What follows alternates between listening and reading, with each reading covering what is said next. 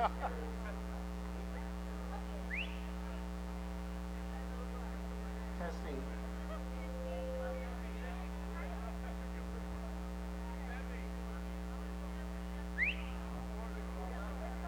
Hello everyone, and thank you for coming.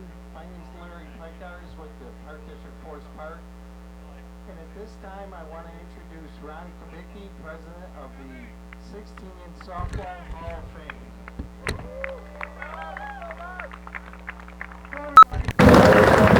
Every year, I hope everybody had a chance to get in the Hall of Fame this weekend at the museum the last 4 days. It's the home of the greatest game, the greatest softball players in the world. Every year at our dinner, we present special awards and we induct a lot of softball players. This year, we felt this special award needed to be presented tonight on this field. It's called our Presidential Service Award. It's only been given out 3 times in the past. Usually it's a major corporation or somebody that's really made a significant impact on softball. The award tonight is to probably, I can't think of anybody any better that deserves this award. I'd like the whole ground crew from the Forest Park District to come out on the field. Larry Buckley and your whole crew. I thank everybody in the fields. These are the greatest fields in America. And it's because of these guys. You know, I've played in over 25 of these, or not played, I've been in over 25 of these. I've never had a grounds crew like this. I was a park director. These guys are the best. They do everything for us, they do everything for the players, and they never complain. They work tireless hours. So Larry, if you can help me for a minute, or one of you guys, I want to read the presentation. There's one on the bottom, I'm going to take the top one. We've got 2 plaques. One's going to go in the Hall of Fame, and this one, they can put, Larry, you can put in your office if you want. Presidential Service Award presented to the Forest Park ground crew in recognition of 47 years of outstanding dedication to the players, managers, and fans of the Chicago 16-inch softball community, the #1 softball field in America. Gentlemen, congratulations, and thank you from everybody in softball. You guys are the best. Larry, you want to come up and they want to take a picture? Guys, come on up here. So, Ron Kubicki, the president of the Hall of Fame, Mr. Powder here has just presented a beautiful presidential plaque for the best softball field in America, and you played on it. You know this is a great award. Right, George. These guys are the best they're the best at what they do. I mean, the fields are always in great condition.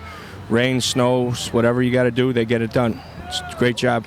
Yeah, so Lawrence Buckley, been here 28 or 29 years. Ron Kubicki, president of the Hall of Fame. Kind of an impromptu arrangement here, so we're glad we could get it on camera here with the softball hotline and, of course, the SSA broadcast. Softball fans, thank you for joining us here. So we'll be back right after this, and we'll start the big game with Mr. Powder Johnson and yours truly, George Bliss. We'll be back right after this. We'd like to introduce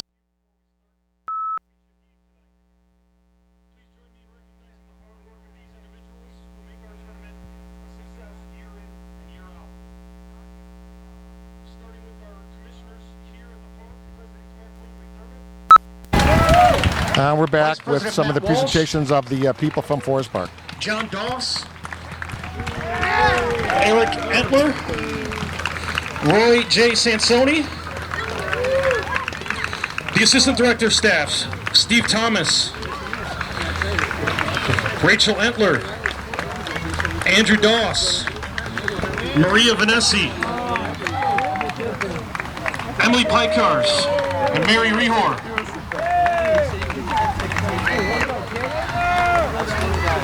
A few more behind-the-scenes people we want to make sure we recognize. Chris Richards and Vicky Stisevec.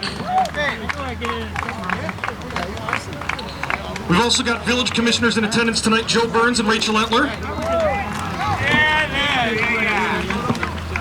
And I'd also like to take a minute here to rattle off the names of the folks who just received that award, who make these fields the best fields in softball. Their fearless leader, Larry Buckley, Ryan Russ, Carl Presto, Joe Presto, Denny Crotty, Bill Kenny, Jake Buckley, Larry Buckley, Angelo Gabino, Pat McDermott, Andrew Doss, Brad Gray, Chris Romero, and Nick Romero. Of course, we also have a big round of applause to our tournament director, Grace Kenny, who helps everything go so smoothly over the course of the weekend.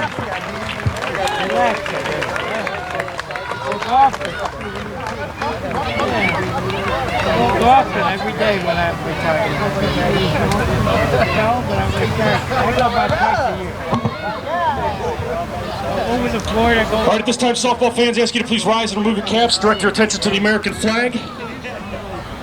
The national anthem sung by Ryan Russ, who plays for the Rewind team. Ryan Russ, the national anthem. God bless America, land that I love. Stand beside her and guide her through the night with the light from above. From the mountains to the prairies, to the oceans wide with foam. God bless America, my home, sweet home. God bless America, my home, sweet home. Ryan Russ, and now the national anthem. Beautiful rendition of God Bless America. Oh, say, can you see by the dawn's early light what so proudly we hailed at the twilight's last gleaming, whose broad stripes and bright stars through the perilous fight of the ramparts we watched were so gallantly streaming, and the rockets' red glare, the bombs bursting in air, gave proof through the night that our flag was still there. Oh, say, does that star-spangled banner yet wave over the land of the free and the home of the brave? Chris Johnson here, George Bliss, incredible. Ryan Russ, local young man, plays for Rewind, also works for the Park District. You can't sing any better than that. Not at all, George. That was a great rendition of the Star Spangled Banner. Now let's get on to some great softball here for the championship game. Right, so it's going to be OBI versus Signature. The coin toss and ground rules now. Oscar McClellan's going to be the home plate umpire. We're going to just go through the roster, and then we'll specify the lineups. So on Signature, on their roster, this great team, Brian Davis, Kevin Duff, Big Mark Holstein, Chris Guerin, Vince Sacy, Eric Nadzella, Stevie Messina, Robbie Grisano, Tommy Walsh, Josh Shizmansky, Mike Reese, Vince Croston, Sal Malazzo, Chris D'Agostino, Frank Giglio, Richie Kaz, Justin Kasich. The coaches, of course, an extra player this year would be Tommy Giordano. The coaches, of course, are Pat Caputo and Taunsi Sereshvets. Give us the OBI roster, please. The OBI roster consists of Chippy Kornikowski, his brother Timmy, who plays shortstop, Kenny Kaselika, Chuck Wigington, Colby Fox, Big Dave Odell, Sammy Bertucci, Chris Sieben, Johnny Ryan, Jimmy Moretti, Timmy Petrus, Dave Bernier, Kevin Ryan, Joe Cass, Eric Acevedo, George Ignat, Chris Thompson, Jeff Dillman, and they're led by none other than John Doss. And John Doss is JD, very well known here in Forest Park for many, many years, and he is the director of streets and sanitation. So this guy puts in 80 hours a week and then comes out and coaches his team. It's incredible. It is incredible. He finds time to do it. When I first started playing, he was around with the hype team, and he's been doing it since then. I started playing a long time ago, 15 years maybe. Okay. Yeah, very good, very good. All right, softball fans, All right. what we've all been waiting for, number 46 on your bracket. Signature won the So toss. we've got one channel going in, so you're going to use this mic right here. So we got Windy City's the home team here for the championship game. Around the infield, they have Josh Szymanski at first, Kevin Duff at second, Vince Croston at short center, Vince Sacy at short, Chris Guerin at third, Mike Reese on the mound, and Mark Holstein behind the plate. In the outfield is Eric Nidzala in right, Brian Davis in center, and Steve Messina in left. Here is Chippy Karnowski. We're going to share microphones today. Chippy Karnowski is going to lead off, number 22. Here we go, play-by-play, George Bliss with my good buddy Powder Johnson. 47th annual No Glove Nationals. This, again, is OBI versus Signature. Now, I just want to remind you that OBI has not lost a game. If they win this game, they win it all, and Signature has to beat them twice. Yeah, it's going to be tough for Signature to beat OBI twice, because I believe OBI is running on all cylinders. They're a very good team. Nothing against Signature, but I like OBI in this one, George. Okay, Chippy Karnowski, play-by-play here. We're going to have Powder kicking in. Here we go. Brian Kornkowski, followed by Tim Kornkowski, Ken Kaselika, Chuck Wigington, Colby Fox, Dave Odell, Sammy Bertucci, Chris Sieben, John Ryan, Jim Moretti, and Tim Petrus. So, same lineup that they've gone with most of the last 3-4 games. Brian Kornikowski, Timur Kornikowski, and Kenny Kaselika. 1, 2, 3. Chippy wears number 22. So we're going to do the book here for him, and we're going to take our time, give you a good broadcast. Up in the booth, Jimmy Bliss in from Los Angeles, California, along with George Vaznoros. Okay, here we go. First pitch by Reese. Swing and a chop hit to left field, and Chippy is on with the first swing of the game. So wow, right away Chippy comes out with the big hit. George, it's a good start for OBI. Let's see what Timmy does here. Well, he's a good hitter. He's probably, I say what he would do is same ball as his brother, cut over the left fielder, infielder's head. I got it. So here's Kornikowski, their shortstop, number 88. His action is very, very quick here. So here we go, pitch by Reese. Swing over the right fielder's right side. Here goes Chippy to third, and a little bobble in right, and Kornikowski, back-to-back, second, third. Yes, that was a great ball by Timmy, flipped right over first. There was a bobble in right, so advanced the runners to second and third. Ken Kaselika's up now. He's a very, very good hitter with a lot of power. Kenny Kaselika, quick action here, batting third. Second and third, Kornkowski's on second and third. Chippy left off the game here. Here we go with the pitch by Reese. Swing and a line drive in the left center for the single. Here comes Chippy, and here comes his brother, Timmy. So a quick 2-0. Kenny with a nice double to left center. We got, it's going to be tough. Chuck Wigington's another tough out. It's going to be a tough game if they keep Mike Reese in the game.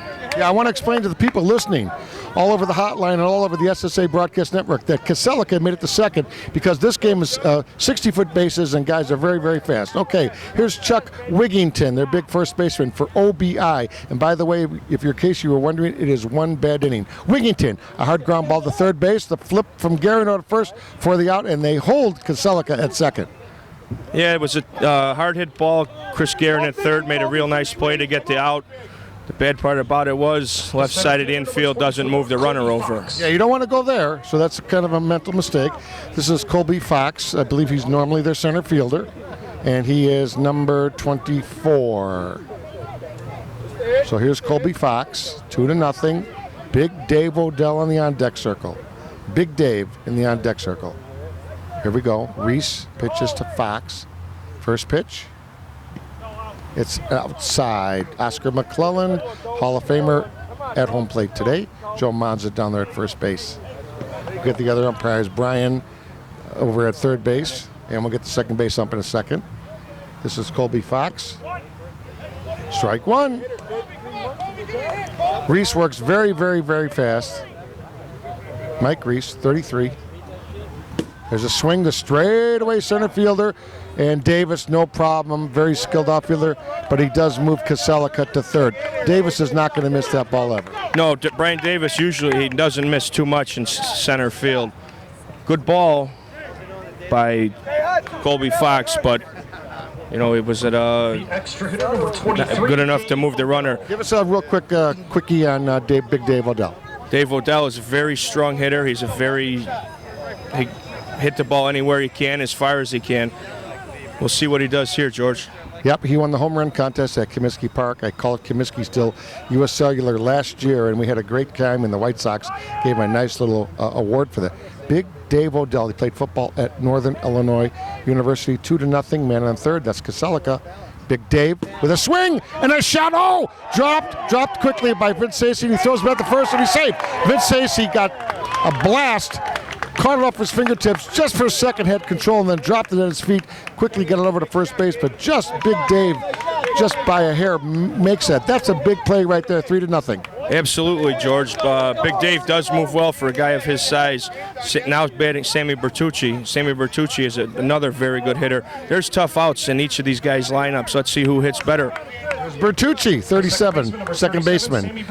OBI, plain white jerseys. Plain red in the front with the old White Sox symbol, OBI, one bad inning. Here we go. Reese pitching well. Some minor miscues here in the first inning. It is a 7-inning game in 16-inch no-glove softball. Davis out there in center field. You don't want to go near him. Let's see what they do. There's a strike. They move very, very quickly here on SSA broadcast. So hope you're enjoying this video presentation.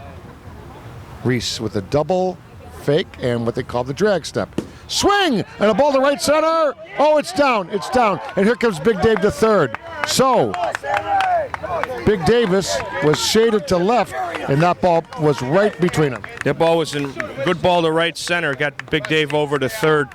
Now is Chris Sieben. He's a very good hitter, and he's going to be another tough out here. See what Reese does to try and get him out. Obviously, you have first and third, so you have a very, very strong short center in Vince Croston. Anything near him, he's going to touch the force. But let's see what Sieben does here. Reese goes directly back. Big drag step with the single hesitation and the pitch. Beautiful, beautiful pitch. Strike one there. He worked that one. Looks like Reese is going to be going back now. He needs to play that middle. He needs to become an infielder the minute he releases the ball. Ball inside. Beautiful crowd here at Forest Park. Here's the pitch. Swing and a ground ball to Guerin. Quick release over to first for the out. 3 runs in that inning, and here comes Signature, but some pretty good action that first half inning. Very good action that first half of the inning. Signature's going to have to bounce back and hit right with OBI if they have a chance in this game.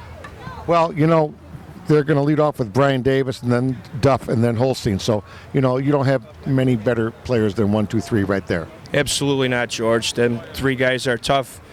So we'll see. I mean, Johnny Ryan on the mound for OBI is a very tough pitcher. He keeps guys off balanced, and we'll see how they fare against him. So Johnny Ryan on the mound, and let's set the defense for OBI.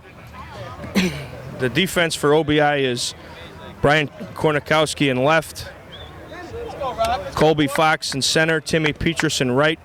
At third base is Jimmy Moretti. At shortstop is Timmy Kornikowski. Short center, Kenny Kaselica. Second base, Sammy Bertucci. First base is Chuck Wigington. Kaselica's actually catching today. Kaselica is actually catching. Chris Sieben is playing short center. My mistake. And on the mound is Johnny Ryan, one of the best pitchers in the game, in my opinion, George. Johnny Ryan, the big pitcher. He's a righty, just like Reese. Here is big Brian Davis, arguably the best player in the game today. Boy, there's a swing and a fall. Oh, that's a short one to center field and caught it off the end of the bat. Yeah, it was Johnny Ryan made a good pitch, kept Brian Davis off balance. You don't see that too often, George. Not at all.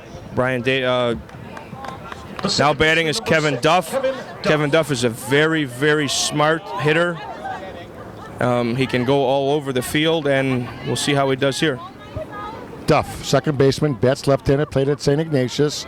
And my money, I mentioned the other day on Channel 9 with the Dave Kaplan Show, I got to say my favorite player, he just does everything disciplined. And there it is, a shot to left field, and Chippy comes in and grabs that right off his fingertip.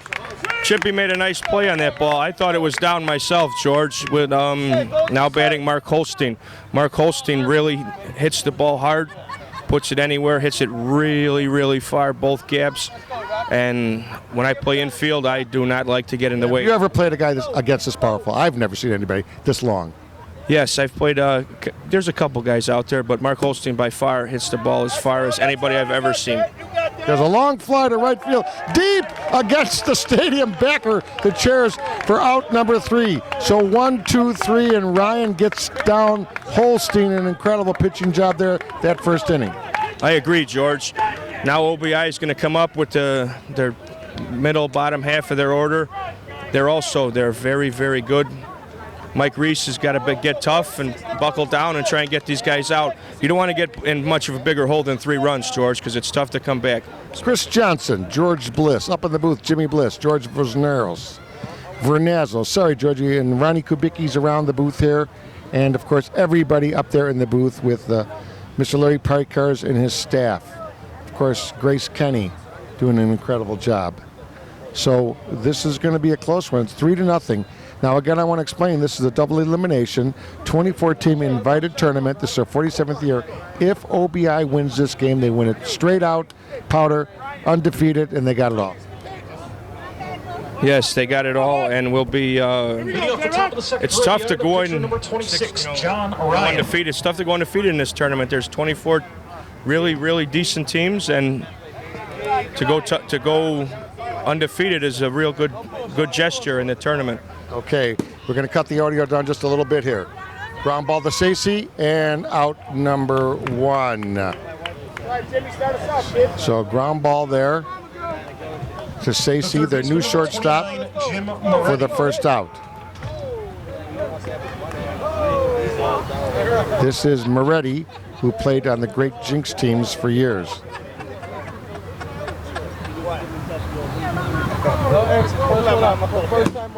Moretti with a swing to left field and the beautiful chop cut. Moretti on first base. That's softball. It is softball. Nice high pitch, just tomahawk it over the infield. Now batting Timmy Petrus, bottom of the order guy. Pretty smart, moves runners when he needs to. We'll see what he does here, George. Petrus, number 9. Let's see what he does with Moretti on first. Reese delivers. Swing and a hard cut, and it goes foul. Explain the cut very quickly to the people listening and watching. Cut ball is when you get a higher pitch, eye level, you hit the outer half of the ball, puts a spin on it and drops it towards the line. If you're a left-hander, towards the first base line. If you're a right-hander, towards the third base line. You got to hit it perfect to get that crazy spin on it, right? You got to hit it as perfect can be to get that crazy spin on it. There's a lot of guys that try it and they get mad that they can't do it because every time they do it, it's a one-hopper to shortstop. Here's Petrus, and he goes to the right side, and that's kind of what we call a push. Yes, you push it right, try to push it right over the infield for a single, move runners over. I mean, it's another good ball. It's like a cut, but a reverse cut. Yeah, I call it the push, but I couldn't do it to save your life.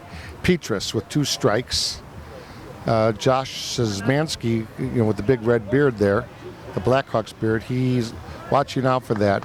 It's hard to play that. You know, they go left side, right side, and where do you play these guys? Reese is going straight back just about every pitch here with a double hesitation, and there's the double hes, and here comes the pitch. And just hit the plate. And again, if it hits the plate, it is not a strike like some other leagues. It has to clear the plate in 16-inch softball. Here's the pitch by Reese. Swing. Line drive to second base, and he doubles off Moretti.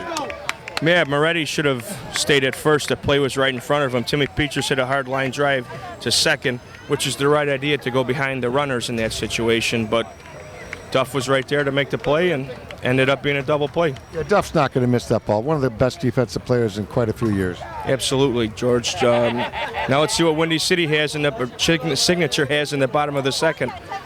They have Guerin, Vince Sacy, and Eric Nizzala coming up. Three really good players. Tell us a little bit about Guerin. He's a heck of a player. He plays 12-inch as well. Guerin is a monster in both. I've played with him and against him, and he can go all over the field. Now he's learning how to soften his swing up and hit a cut ball, and trying to push the ball, that stuff. And once he gets everything down, he's going to be a major out right now. You know, he's a tough out now, but he's going to be even tougher when he gets all that other stuff down pat. And he is one of the executives at the actual core sponsor of his team, Signature Transportation. 3-0. Here is Guerin. Chris Guerin. Okay, here we go. Ryan to Guerin. Swing and a line shot to left field. Chippy like smooth silk out there. Chippy is so smooth out there. He doesn't miss much. He's one of the best outfielders there is in the game, along with Brian Davis and Eric Nizzala on the Signature team.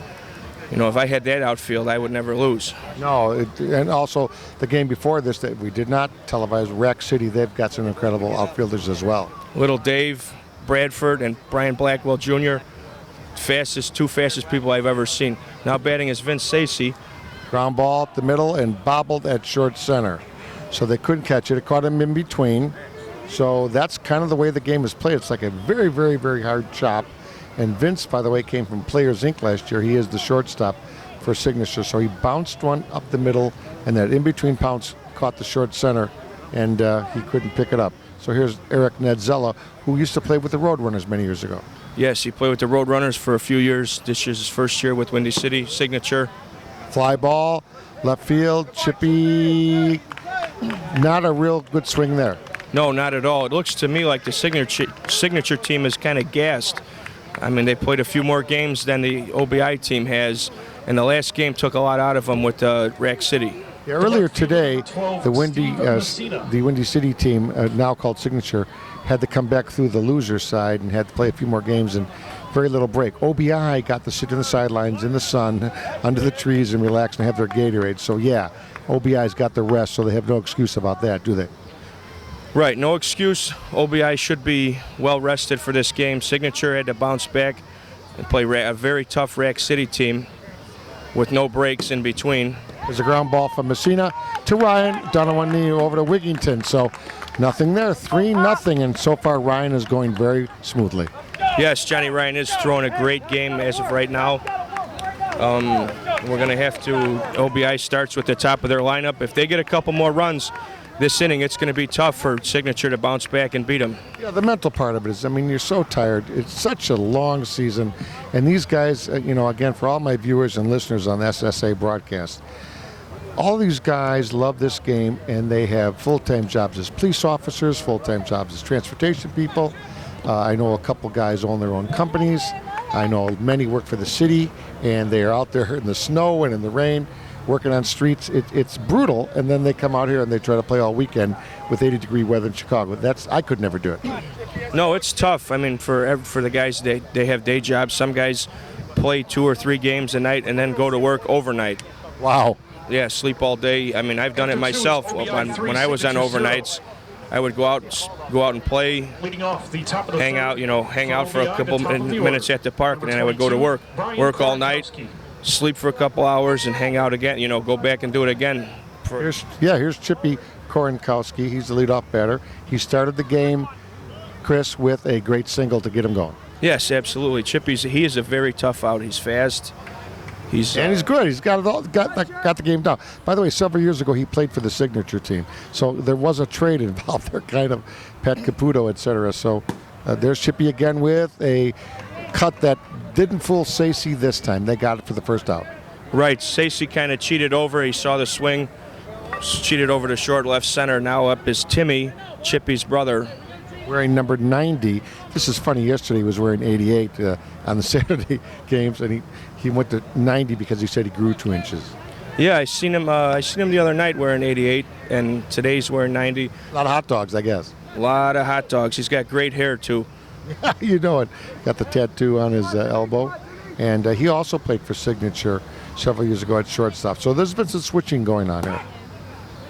There's a fly ball to the left, and it's in for the single. And boy, the Korenkowski guys, and I want to say their name with full respect, have got the game down 1-2 with the cuts. Now they've had, 4 at bats between them, 3 hits, 3 guys on. So there you go, the 3-for-4 brother combination. Absolutely, they're both tough outs. When I played with Signature, it was known as when it was Windy City before. We, I got real close with Timmy and Chippy, and they've been. Here's Kaselica, long fly to left field. It's down. Messina gathers it in, and they're going to throw to third. Here's the throw, and he is safe. So that kind of fooled them there. He pulled it down the line and chalked the left field line there. Yeah, usually Kenny's a right center hitter with a lot of power. Sometimes he'll trick you and go down the left field line, which is what he did. Which he there. just did. Yes, he did there. It was a great ball, stayed inside. Now Chuck Wigington is up. He's another guy, very tough out, hit the ball wherever he wants. Another great first baseman. These teams, you've got Big Josh for Signature and Big Chuck for OBI playing first, and their hands are rock solid. So many good first basemen this year, so many. Israel Sanchez, just some great players. The toughest position to play in America, no glove softball, every player involved in. Absolutely. You mentioned a couple of the real good first basemen in softball, and Josh Szymanski is one of them. There's a long fly to left center field by Wigington. It kind of handcuffed Messina. I think Messina got hurt out there. I think he may have fallen on the ball, maybe out at third. Now, let me explain. Let me go back here, Powder. Long fly to left field. Messina rolled over on the ball, possibly knocked the wind out of him. The center fielder picked up the ball. They threw into home, and they did get the runner out running. It did not slide. Yes, they rounded. Chuck didn't slide into third. The center fielder picked the ball up, made a nice throw to third, and they were able to get Chuck out. Now, Messina came in quickly, one of the greatest left fielders, had it, and then for a second the ball dipped, and it caught him in the grass line, and he rolled over it, just like falling on a football there, I would think. Yeah, it looked like it might have knocked the wind out of him, but he is down. He's still down. They're going out to take a look at him now, and hopefully we'll get an update soon so we can update everybody that's listening to the broadcast, George. Yeah, SSA broadcast, 47th Annual No Glove Nationals, Forest Park, Illinois.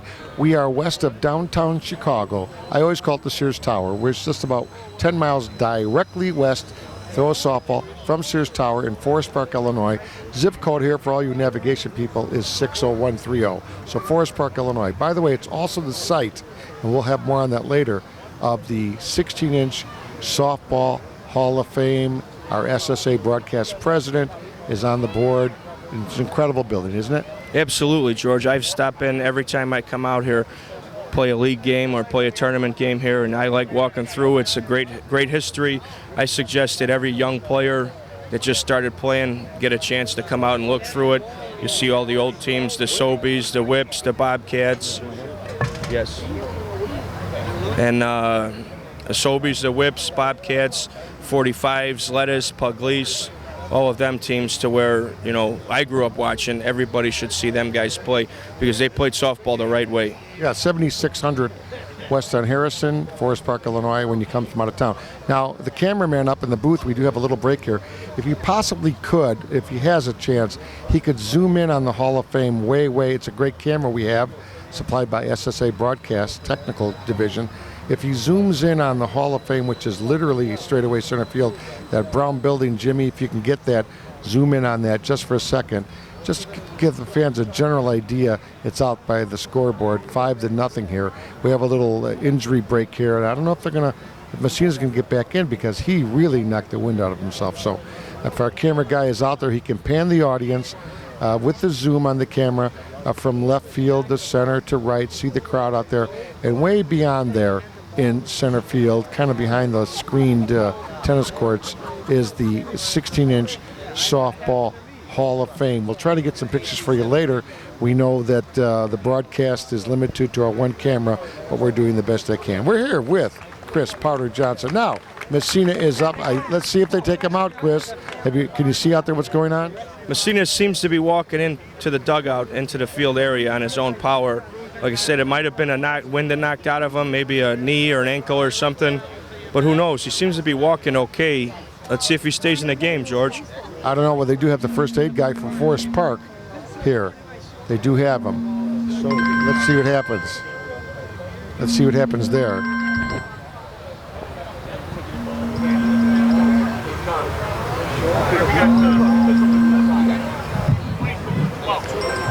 Messina coming in.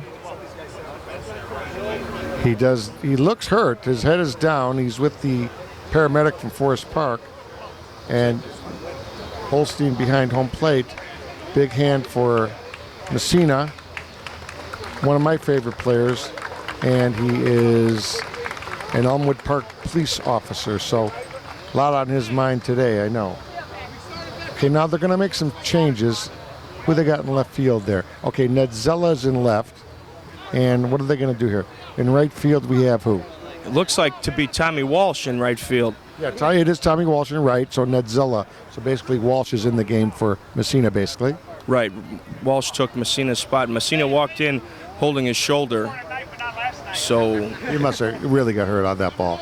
yeah, he probably did something, jarred his shoulder loose. You know, he tried to make a great play on it to save a couple runs, maybe one, and he ended up dropping the ball. OBI got 2 more runs, and now it's going to be a tough hole to dig out. So it is Walsh. Walsh at right now. Dave is still in the middle, up at center field, and of course, Nedzella in left. Okay, here's Colby Fox. Back to live action, 5-0, third inning. OBI is the visiting team. This is only their third time up, so they've got 5 runs. A long way to go here in 16-inch softball. Long way to go. 21 action outs, 7 innings. We're only in the third, as I mentioned oftentimes. Anything can happen. Reese doing a very nice job, just, not getting all the breaks. There's a ground ball into right field for the hit, and Walsh picks it up and quickly gets it in. So Walsh has adapted quickly. Walsh has adapted. He has adapted quickly. He's a good player for being as young as he is. I believe he's 23. 23 years old. Wow. 3 years old. He wears number 22 on his jersey. Colby Fox had a nice ball through the hole between first and second. Now let's see what Big Dave does. Big Dave Odell, number 23. Sometimes they call it designated hitter, extra hitter. I like to call it designated hitter. Ground ball to Stacey at short and kind of, off his backhand. And just for a second, Stacey had to leave the ground because Big Dave, who played football at NIU, beat that down to first base. And Stacey had to hurry to throw, so an infield signal. Right, he had to hurry to throw. Sometimes on a play like that, you'd want to hold the ball to prevent the runner that was on first base from getting to third base. You're off balance, you make a throw that makes 4 hops to get to first base. That's exactly what happened. Okay, number 37. Love these white uniforms. This is none other than big Sammy Bertucci. 37, Sammy Bertucci. Bertucci, 37. 5-0, 2 outs. Got to stop him here. You got to stop him here, stop the bleeding, because it's, like I said, you get down 5-6 runs. It's very tough. Fair ball down the third base line, right on the chalk. And there's a leg double. Another run scores 6-0. Big Dave Odell over to third. Right on the line. Right on the line. It was a tough ball. I mean, at this game, at this level of softball, in this game, the prestigiousness of this game, you have to lay out. You have to get dirty and try and stop that ball from preventing runs from scoring. Great. All right. Here's 7. Chris Sieben. Chris Sieben is up right now. He's a good young player. He's been with OBI ever since I can remember. Reese has got to get an out here, though. Pitch comes in.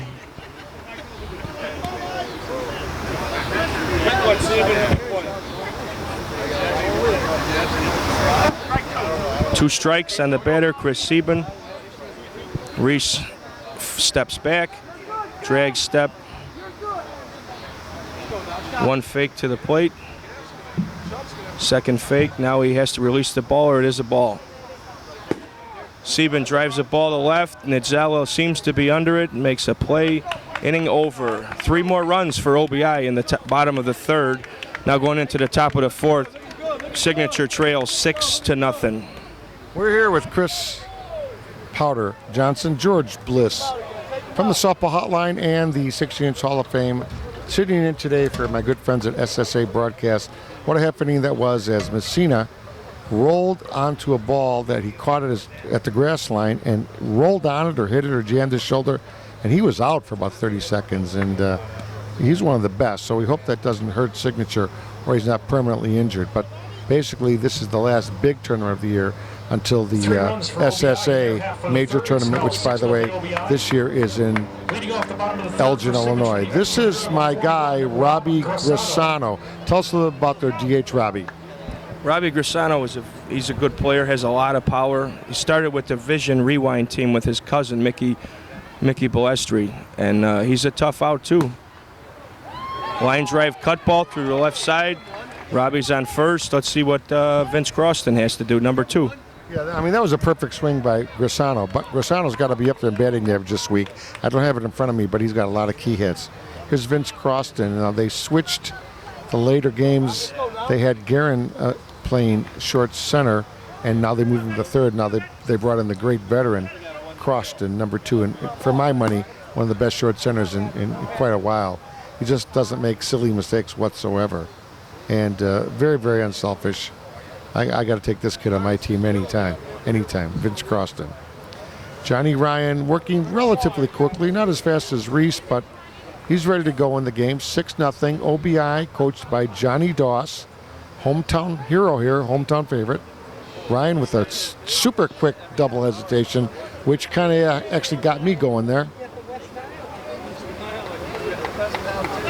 Straight pitch, quick pitch, swing over Moretti's head to third for the single, and Chippy comes in and just tosses it underhand like he's in the schoolyard. What a kid that guy is in left field. Chippy is a character. That was a great ball by Vince Croston. He's a veteran. He's very good at that ball, that swing. And I think why he's playing now is short center, and they moved Guerin over to third base to go with a more offensive-minded lineup because they are playing the tougher teams. Zizmansky with a swing straight away. Nice shot to center field, but caught out there by the center fielder and in quickly to the shortstop to cut it down. So first and second, 1 out, no movement there. So a great play out there in center field by the OBI center fielder. Very nice. That's Colby Fox out there in center field. Yeah, he's a lefty. I noticed that throw coming in left-handed. Okay, here is a pinch hitter. Chris D'Agostino. Chris D'Agostino. There it is, number 3, Chris D'Agostino. Lefty, swing to left center. Here comes Chippy quickly, and Chippy comes in, Chippy K, with the ball quickly into the third baseman. So Chippy K out there, Chippy Korenkowski, all over the place. Yes, that's poor execution by the Signature team. They had first and second with nobody out. Fly ball up the middle is not going to move the runner, and a fly ball to left center is not going to move the runner. Let's see how Davis does here. Yeah, he should have pulled it as hard as he could to right, perhaps, yeah. Okay, here's Brian Davis. Well, you know, I don't know if D'Agostino's played a lot, but yeah, that was kind of a mental mistake. Here's Davis. He hit obviously for Reese, actually, the pitcher for Reese. We have pinch hitting and re-enter in softball. It's a very, very good rule. I'll explain that in the next half inning. But let's focus now on Davis. Swing and a ground ball to first. Great catch by, who's that first baseman over there that made that play? That was incredible. Kenny Kaselica. Roll it through for us, Chris. Brian Davis hit a hard shot, 2-hopper in the hole between first and second. Kenny Kaselica comes off the bag, going to his right. A very nice play as Johnny Ryan was running to cover the base. He made a nice play to get the third out of the inning. Kenny Kaselica started the game behind the plate, but it appeared on that last inning when Steve Messini got hurt that Chuck Wigington also got hurt. So now they moved Kenny Kaselica to first base, where he made a very nice play. Now I believe OBI has a pinch hitter, Chris Thompson. I started playing with Chris Thompson. We're around the same age. Grew up in the same neighborhood. You know, he's a very good player. Let's see what he does here, George.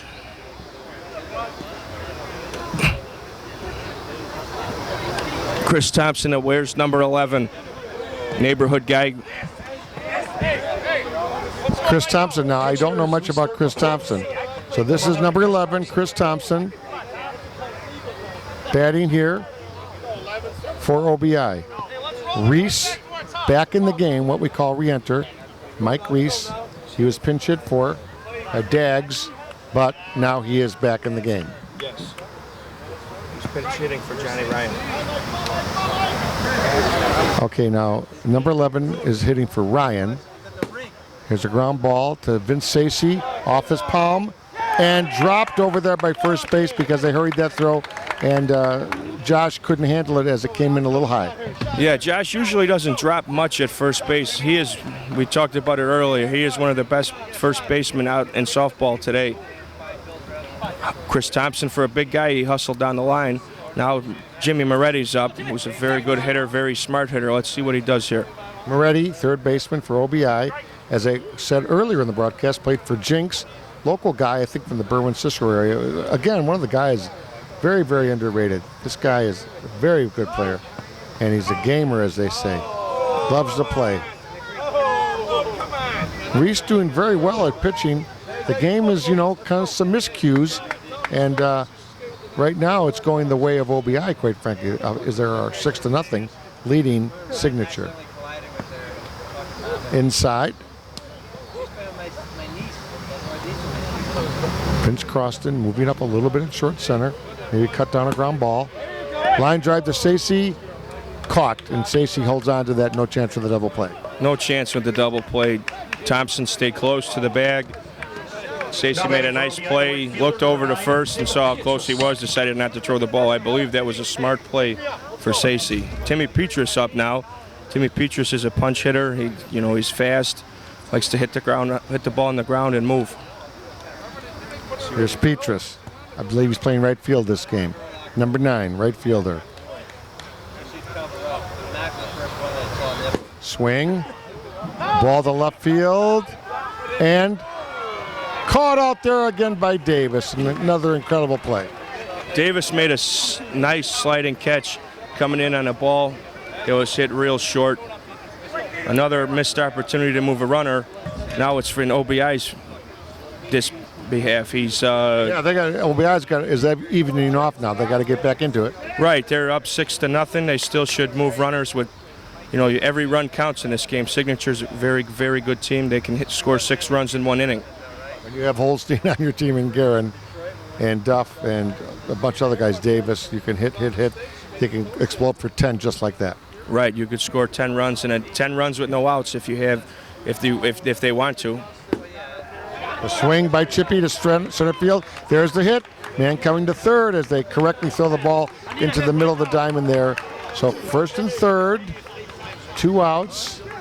Chippy is on his game tonight.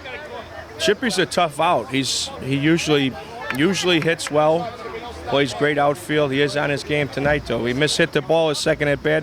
Third bat corrected himself and got a nice base hit through the left side. Here's the brother combination. Tommy Korenkowski, number 90. Just preceded by Chippy, who's wearing 22 on his jersey. So Chippy on base often this weekend. Now, can they capitalize here? As Reese delivers, there's a swing, a lazy fly to center field, and Davis just had a bad jump on it, but just got it. Great catch there by Davis to end the inning. Davis extended out for that one on a jump. So we made a real nice play on a ball that I thought was down. I thought it was in the gap, George. I thought OBI had 2 more runs. But Davis made a great play on it. Now Signature has to answer. Bottom of the 4th inning, they have to come back with something. Holstein, Guerin, Duff, them guys, they have to start doing something, or else their chances of winning Forest Park is dwindling fast. We're halfway through the 47th annual No Glove Nationals. Sun going down now. Lights turned on. Beautiful, beautiful 75-foot light towers here at Forest Park. Before the game, we hope you saw it, a beautiful plaque presented by Ron Kubicki to the best park crew anywhere. So here's Duff, St. Ignatius. Great high school player. Incredible defensive player. And playing second base for arguably one of the best softball teams. Well, really, they have been the best team the last 4 years. They've won they've won 1 ASA and 3 SSAs, I believe, in a row. Yeah, so they've got 4 major championships in the last 4 years. So, I mean, come on, they're on top of the heap. Right now, OBI is challenging them to take it away for the No Glove National title. Absolutely, George. OBI won a couple ASA major nationals in a row. Signature has 1 ASA major and 3 SSA major. When I played with Impact, and they beat us in a couple years back in the major championship. Duff with a line drive up the middle here. Powder doing his analysis work here, boy. So Duff is coming through for his team. Yeah, Duff came through with a great ball up the middle. Now Holstein is up. Holstein is capable of hitting the ball anywhere he wants. He's gonna. I have a feeling, George, he's gonna come through here with a big hit. So we'll see what happens here. Johnny Ryan is a tough pitcher, but Holstein's a tougher hitter. Here's the pitch to Holstein. First pitch was a strike. I'm sorry, a ball. Check that, a ball.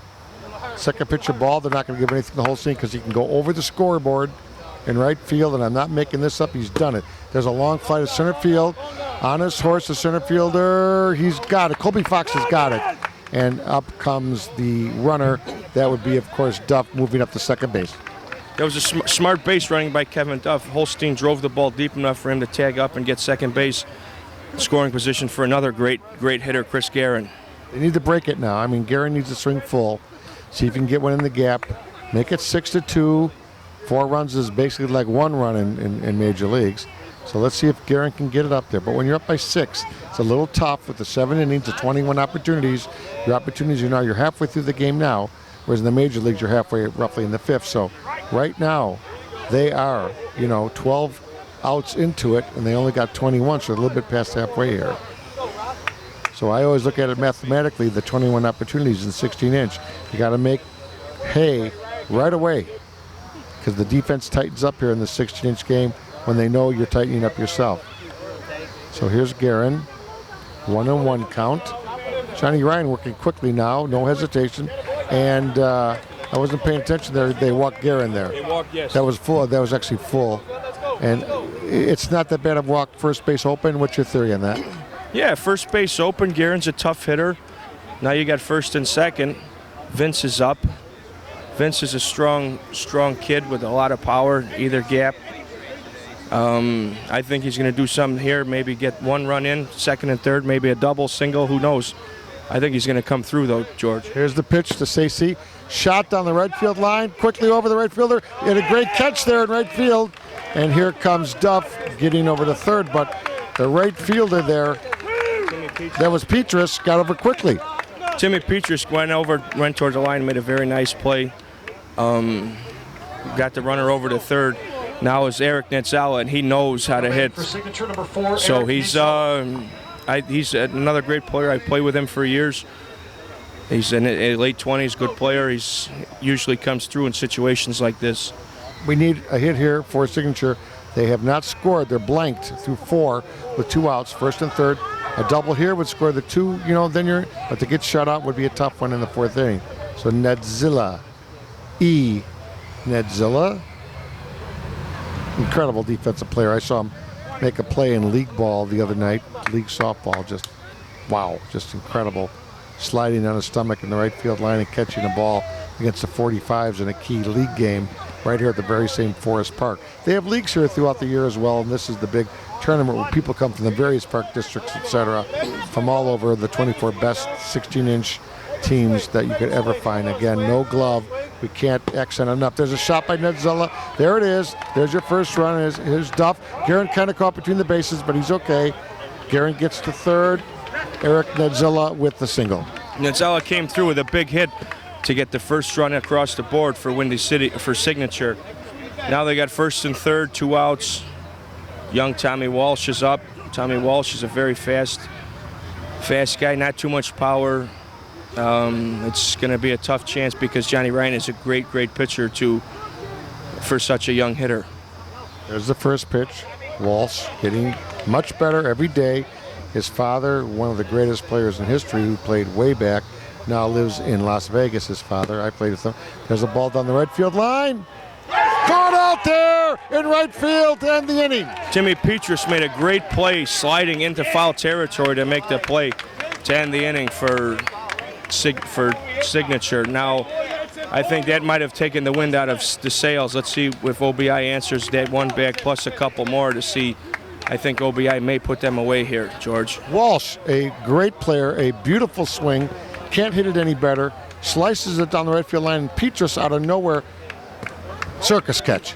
That was a great catch by Timmy Petrus.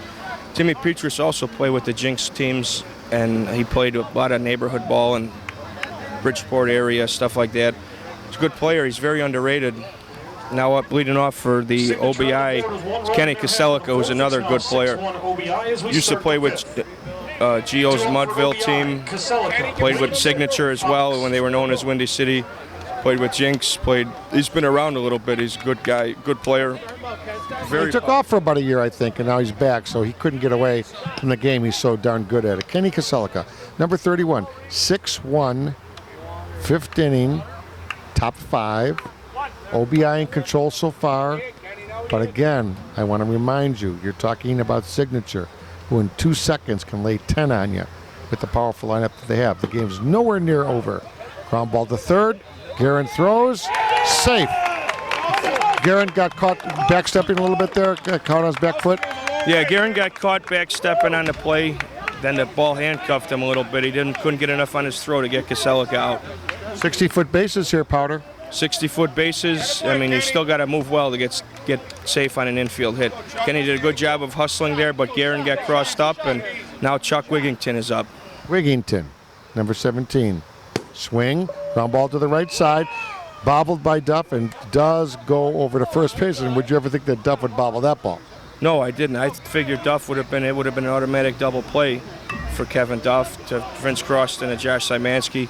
Duff bobbled the ball, took a look where the runner was, noticed that Chuck, who was pulled up lame on his hamstring, so he can get the out at first. Colby Fox is a very smart hitter, another very fast young guy that could play well. Here we go, Colby Fox, lefty. Big Dave Odell right in front of us in the broadcast booth. Big Dave, one of my favorite players. Colby Fox, I'm gaining a lot of respect for this young guy. Boy, I tell you, OBI, Johnny Doss, the job he's done, because they did have a couple guys leave the team last year. You know, there's little political stuff. Here's a fly ball to center field. Davis, no problem, tagging up, and moving to third would be Kaselica. So they bobbled the throw in, but Kaselica did not turn his back. So if Kenny was looking, or the third base coach would have told him go, he might have made it. But he's playing low key there. No need maybe to throw yourself out of that inning. Right. Fly ball to center. Brian Davis did a good job getting it in for the second out. Big Dave Odell's up right now. Last time he beat out an infield hit. The throw came in from center. It was bobbled. The third base coach actually tried to send Kenny, and he didn't go because I looked to me like he wasn't paying attention. Yeah, he was looking away from the ball. Here's Big Dave Odell. Swing, ground ball up the middle. Right past Vince Croston for the hit. So Kenny Kaselica happy that he does score. Yes. Big Dave ripped the ball through the middle of the infield. Reese and Vince Croston at short center. Now up Sammy Bertucci. Sammy Bertucci is another tough out in this OBI lineup. He's been around the game a long time, and I think he's going to do something here. We'll see. I think he's going to maybe hit it over to that right field line. He's a line-to-line hitter, so we'll see what he does, George. 7-1. They're going to change the scoreboard here in a second. 7-1. Bertucci, 37. 7-1. They didn't score Kaselika's run yet, but I'm sure they will as we mark it here.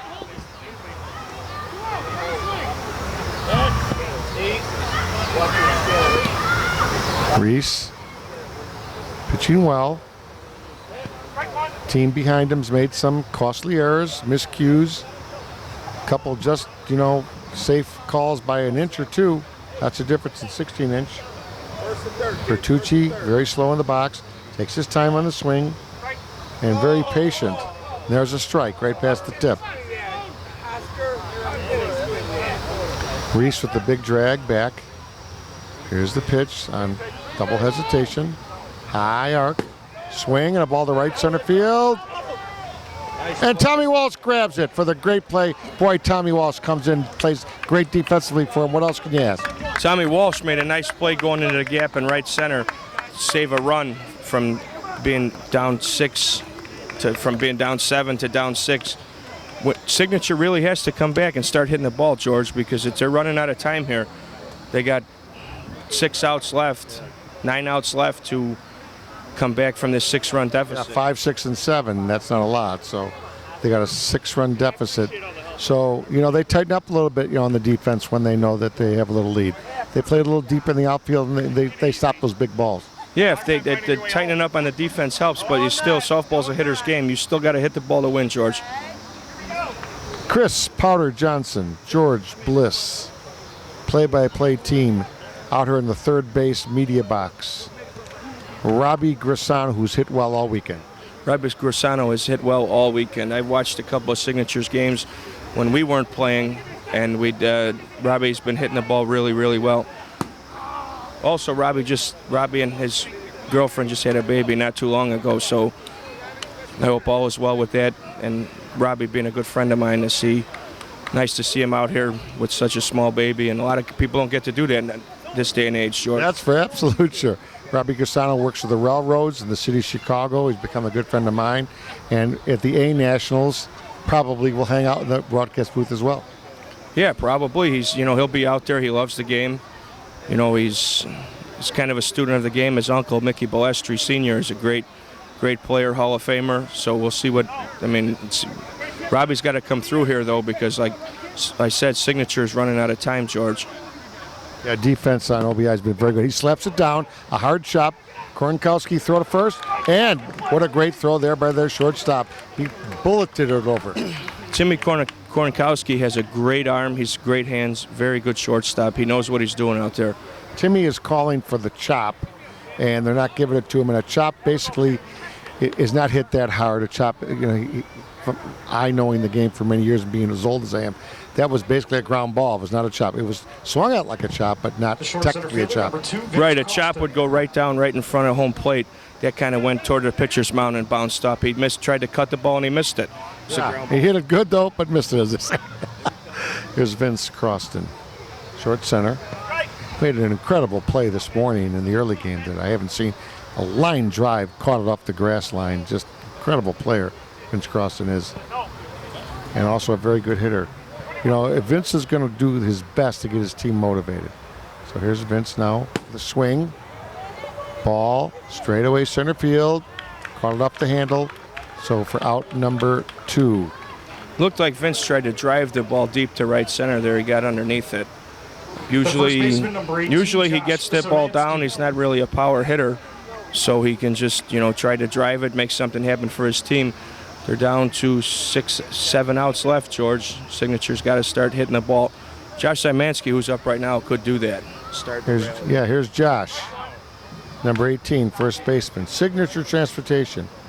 White jersey, a yellow horizontal band with black bands on top and the bottom. Pretty cool uniforms with the gray pants. Black stripe, yellow zip line, and the really nice whitish hats. Sal Milazzo, just nobody dresses his team like Sal the last 10 years. Just beautiful.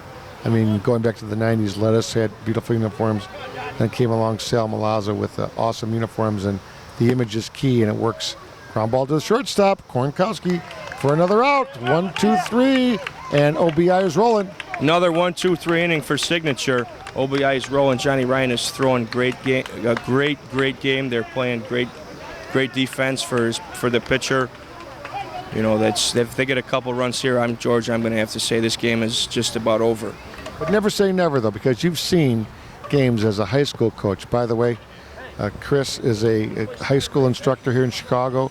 And for all you folks that love the internet like we all do, he is probably actually it is the #1 high school now in the state of Illinois. It's called Northside Prep. Give us 10 seconds on Northside.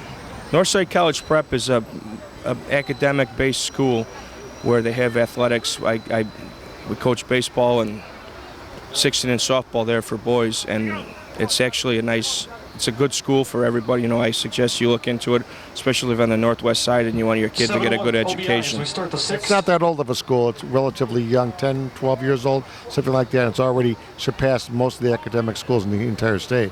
Yeah, it's 12, 13 years old now. I believe it opened in 2001, so 14 years. I've been coaching 16-inch there for 2 years, and my first year of coaching baseball was this past year.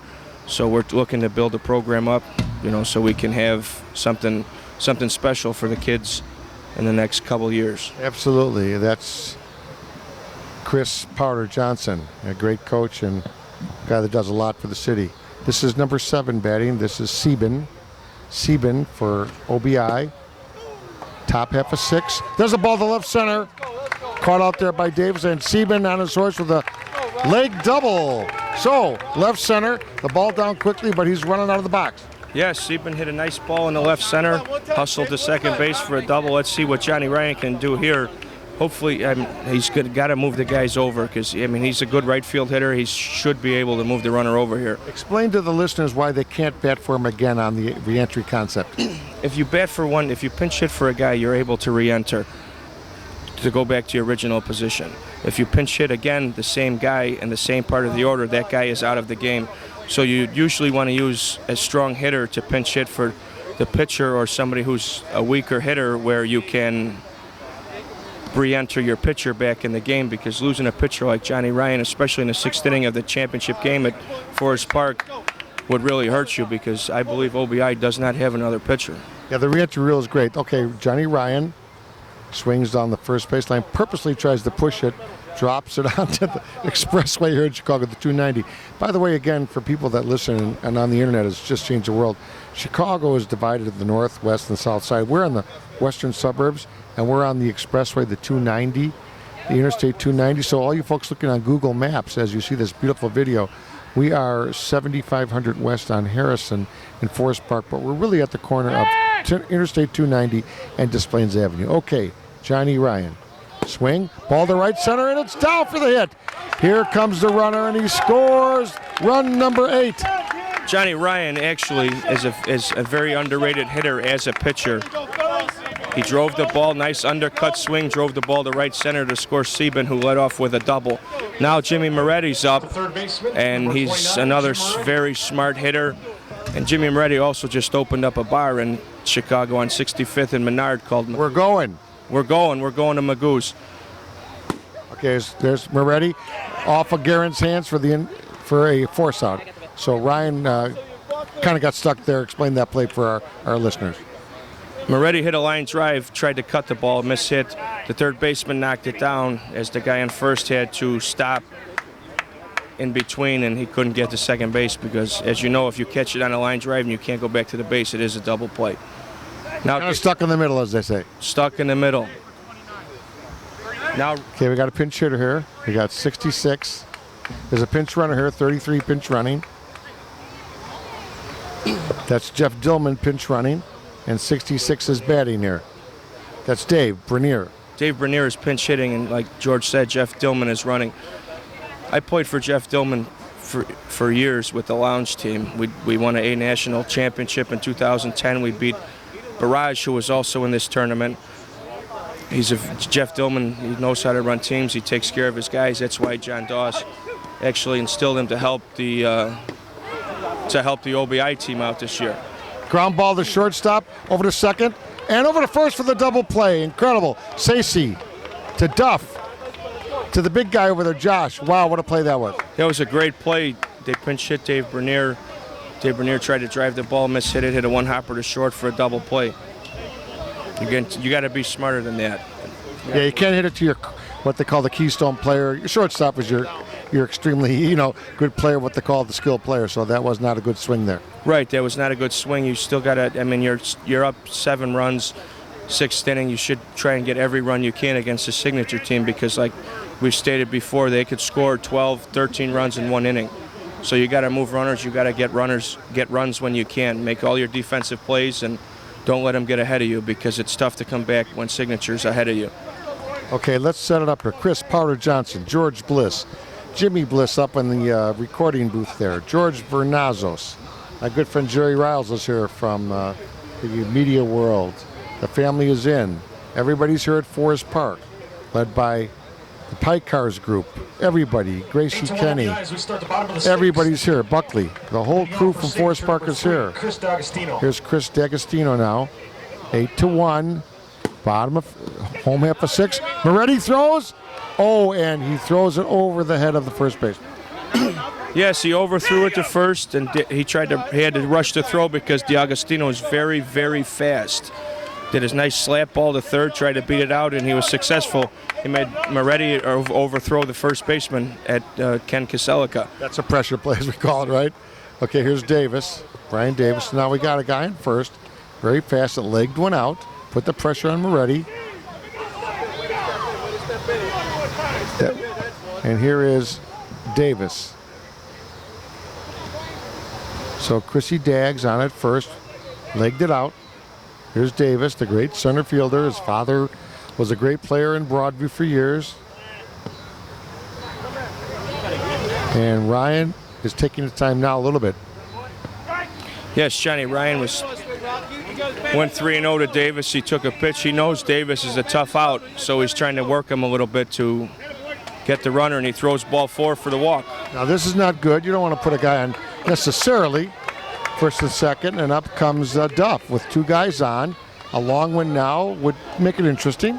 First and second, nobody out in the 6th. When Signature has their top of their lineup up with Davis, Duff, Holstein, Guerin. Their top and middle is very, very tough. Here we go. Line drive to center field for the hit. Here comes Daggs. He's going to score run number 2. And Davis over to third, and the leg double. There's Duff with that incredible shot to left center, 8-2. Duff took a little bit off his swing there to drive the ball to left center. With the speedy Daggs on first base, it was a great ball to move the runners from. Daggs scored, Davis went to third, and Duff coasted in the 2nd easily. Now you got Mark Holstein up. I'm betting, George, that they walk him. Well, okay, so I've never coached a team. I try to analyze, but there's no way you have to walk him. You have to, because first base is open. If he hits a home run now, 3-run home run, it's 8-5. So you're actually sacrificing basically a base run here. Just like into the thing, they got and they're going to pitch to him. I'm just shocked. I'm so shocked that they're pitching to him. So my good friend Jerry Riles here just stopped by to say hello. 8-2, 2nd and 3rd, no out. The great hitter of today, Mark Holstein, very little argument about it, is up. This is crucial. There's a swing and a shot to left center field, and it's in the gap. Here comes 1 run, here comes 2, and Holstein with a double. Well, they're lucky they got the double because that could have gone over the fielder's head for a home run, inside the Parker home run. There is a line out here. What you want to explain, Chris, on the chair line out here? Absolutely, George. There's a line out in the outfield set at, I believe it's at 265 feet. I've seen Mark Holstein. They get spectators all along the outside of the line. If you hit it over the line, it's supposed to be a home run. But Holstein drove that ball in the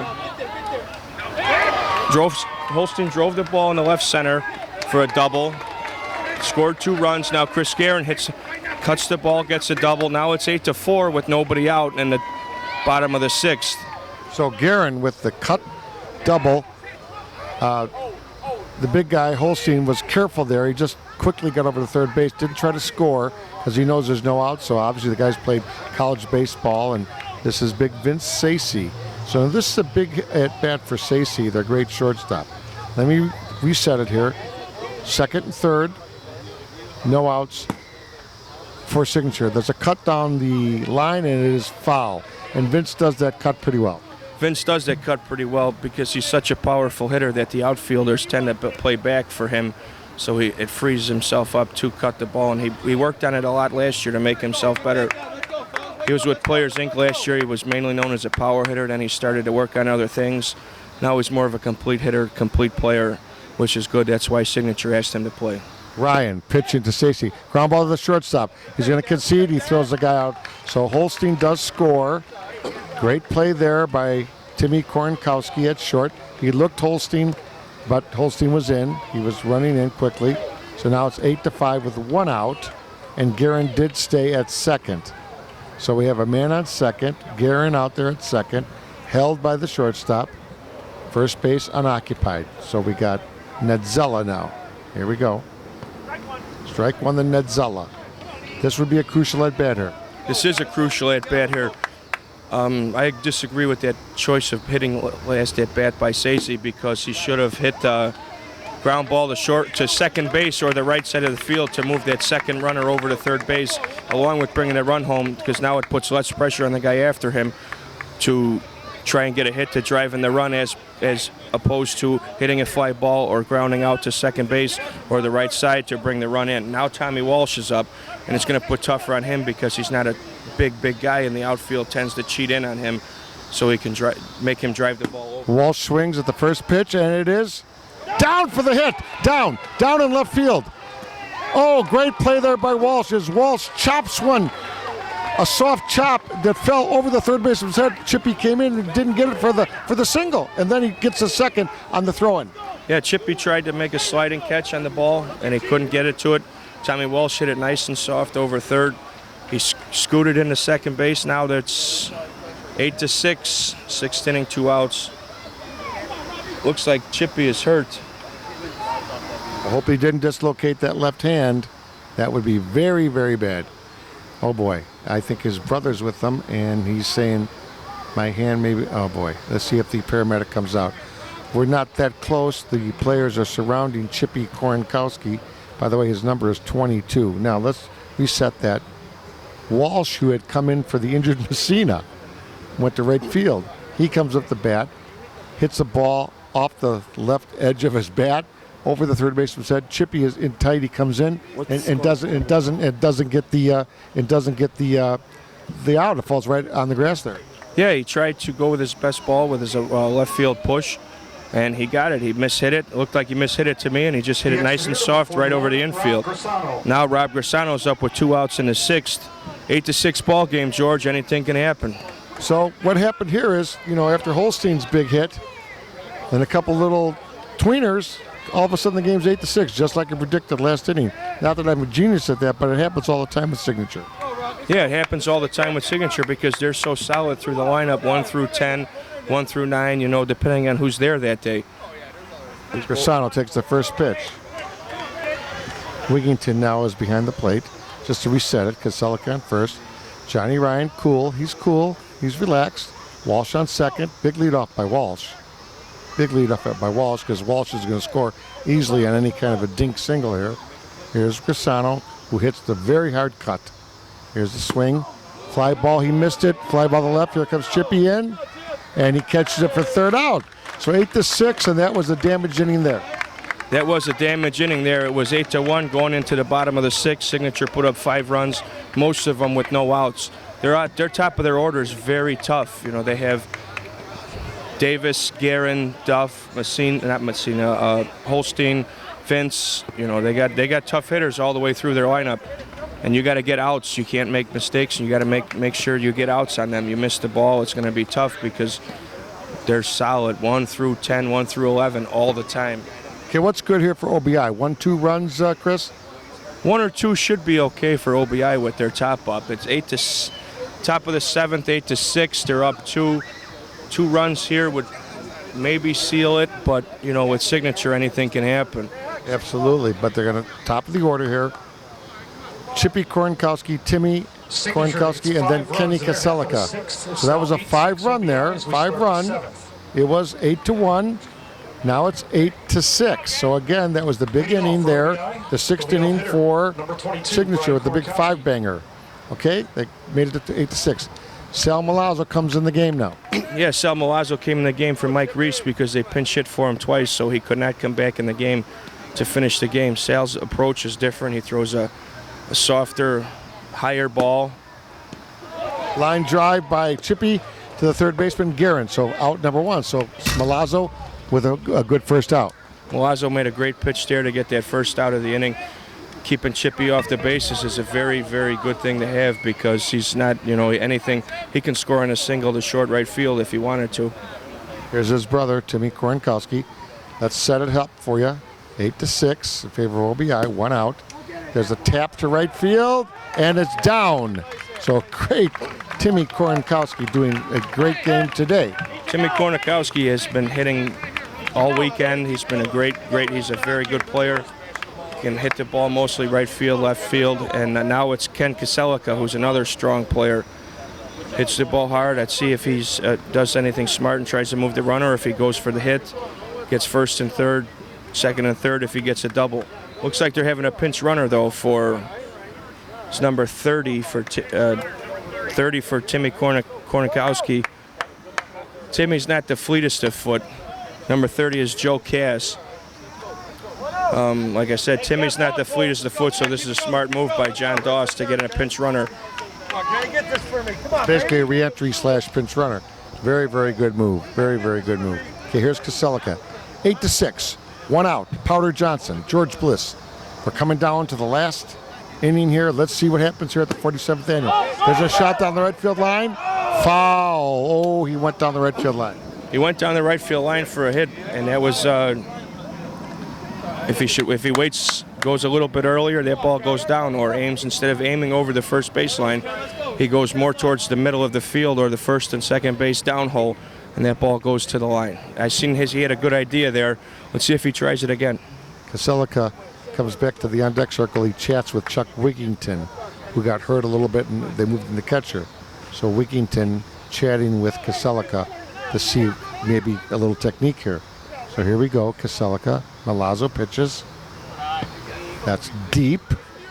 And the umpire, Oscar McClellan, shows it as so. Milazzo, the nice pitch. Line drive to Croston. I told that Croston, you can't get anything past him. This guy's a great short center. Great short center. Kenny Kaselika tried to drive the ball hard through the infield. And he did. He drove it real hard through the infield, just right at Vince. Vince doesn't make too many errors. Very solid short center. Signature stocks themselves with solid players, be it bench guys, they're full-time players, part-time players, whatever they need. They make sure they're solid all the way around. That way they could fill anybody at any spot. Hey, Tonsi Saracevic called a quick timeout and just kind of set his outfield. And Sal also is telling him where to play. A little bit up the middle. This is Chuck Wigington now, number 17. 2 outs. Top of 7, 8-6 OBI. There's a swing, ground ball to the shortstop. Throw over to first base. Ooh, almost high, but Szymanski makes a great catch. And here we go. This is it. It doesn't get any better to this. The bottom of the 7th inning, 8-6. Powder, what do you expect here? I expect, though, I don't know, George. It's too tough to tell. Signature's tough. They had a great bottom of the 6th inning. They shut down OBI in the top of the 7th. They look ready to come back and score 2 runs to at least tie the game up. If they score 3, they win this game. And guess what? They force what we call the if game. Signature must beat OBI twice. OBI holds on to win this. They are the 47th annual champs. Absolutely. If OBI holds on, they are the 47th annual Forest Park No Glove National Champs. If Signature scores 3, sorry, I keep calling them Windy City, but it's just force of habit. When you change your name, it's tough to you remember the old name and not the new name. But if Signature scores 3, Vince Croston up, he can get the job done starting the inning. If they score 3, we go to the if game. And then we'll be right here on the secondary broadcast. Croston, great defensive player. Swings. Croston with the hit. Croston comes through again. Croston came through again with a great, what we call cut ball. Now Signature is going to use a pinch runner here for Croston with Szymanski up. Let's see, Saracevic, the coach, comes in. Pat Caputo, here comes number 11. The pinch runner would be Justin Kasich. So Signature substitution here for Vince Croston, runner, Justin Kasich, K-A-C-I-C, I believe, Kasich. All right, so here is Szymanski. Man on first. We'll stay together here, close to Powder, on the play-by-play. Swing and a long fly. Left field out of play by Josh Szymanski. Josh Szymanski, South Side boy. 63rd in Harlem, approximately, for you folks looking at the map. SYSZMANSKI. Josh, great name. Josh, very, very calm player. He's going to put a charge here. He's not going to get cheated. Pinch runner at first. Kasich. Here's the pitch. Szymanski yells out no, that he's not going to be swinging, not to get caught leaning on first. Johnny Ryan all the way for the OBI team. Swing, ground ball to short, over to one, over to two, double. Oh no, he dropped it at first base. They had the double play, but dropped at first base. And Szymanski does get second as it rolls into out of play. That was a great play by Timmy to flip over to Sieben. Kenny dropped the ball at first. Josh Szymanski beat it out. Now the ball went out of play, so now you have the runner in scoring position. Szymanski at second with Dags up. Dags actually stayed in the game for Mike Reese, and Sal substituted for Robbie Grisano. That way Dags can keep his bat in the lineup, and when Robbie comes up again, Robbie can pinch hit. Robbie can go in the game for Sal and hit again if he needs to. Okay, now a little discussion here. They did force the runner out at second, and they had him dead to right at first, and the first baseman either got bumped a little bit, but they're not going to call it. Josh Szymanski is awarded second base as the ball did get through after it was caught, dropped at his feet, kind of bounced off his foot, and went out of play. I haven't seen that in a while. I haven't seen it either. It kind of looked like that Kenny Kasilica was trying to throw the ball before he caught it to throw it around the infield after you get the second out of the double. Ah, gotcha. Okay, here we go. Dags. Dags batting, right? D'Agostino. Yeah, new player. You know, these guys you know better than I do. That's why I got Powder in the booth today with me. Okay, Szymanski at second, one out. Almost had the double play there. If they get that double play, it would have been a big difference. But now, just one out and a man on second. So a home run, of course, ties it. Here we go. Swing. There's a hit. There's a hit. Is Szymanski going to score? No. They're going to hold him at third. They're going to hold him at third. They're going to be safe there. First and third. First and third. Josh played it good. He did not try to score and get thrown out there. Dags hit a nice ball through the left side of the infield with Szymanski on second base. Tonchi Seresovich made a nice call to hold him there with the top of the lineup coming up with Davis and Duff and Holstein and Guerin. These guys could ideally win the game for them. Yeah, I mean, right now, Davis, it wouldn't shock me. He can go long himself. He can go long. If he goes long, the game's over. First pitch hits the plate. Are they deep in the outfield, Josh? Are they deep? They look deep. They're way deep. The sun is down. Here's the swing. Ball two. Johnny Ryan, 2-0. Here's the pitch. There's a strike. 2-1. Very quickly, Johnny Ryan's working very quickly here. Here's the swing. Ground. There's a shot to left field, and it is down. Here comes Szymanski for the run. 8-7, and it's a double. 8-7 double now by Brian Davis. Still one out, second and third with Duff up. Man, it's exciting, George. It's very exciting right now. Kevin Duff is up. He's been hitting the ball well today. I'm expecting them to walk him to pitch to Mark Holstein, which might not be a good move, but you got to do it here to keep the double play alive, keep every force at every base. Oof, I don't know what to say. I'm going to say you're going to have to pitch here to Duff, because he's not going to hit it over your head. If he's going to get a single, so be it. It's going to win the game, but he's not going to hit it over the fans. So you have to pitch to Duff, which is kind of the opposite of what you normally would do in this situation. 8-7, one out, men on second and third. Timeout. The coach, Seresovich, goes out to talk to Davis. Obviously telling him with one out, there's the shot to real hard to the outfield. You don't have to score because we got Holstein after that. So a lot of strategy here. A lot of strategy. The umpire's talking. Szymanski talking. Guys talking on the right side, the left side. Everybody's got a theory of what to do here. They walked up. They do walk Duff, which I cannot see, but I'm out here and you're over there. So they walk Duff. Wow. They're looking for some kind of a force play or something, or what are they looking for? If they walk him, they tie the game. They can't do that. So they're gonna. I would play 4 outfielders. I mean, that's what I would do. But they're not gonna do that. Do they have 4 outfielders? No. They just have the right slate loaded. Okay. Here's the pitch.